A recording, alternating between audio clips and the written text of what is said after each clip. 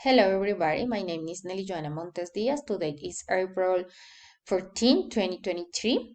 I chose the strategy retrenchment, and it consists of a restructuring of the company, and it occurs when the company has no profit margin according to its objectives, sales of unnecessary assets, cutting of personnel, reduction of social benefits, bankruptcy.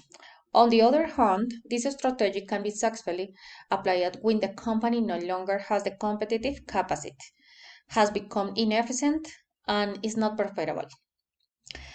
For the case, the Diamond supermarket, taking into accounting that the supermarket is paying a loan for the warehouse that is underutilized, it is possible to sell this asset, thus paying off the debt with the bank, eliminating the expense of interest payments, and reducing the high cost of taxes and services. While the company stabilizes and recovers its profitability, a much smaller warehouse can be rented in a sector that does not generate so many service costs.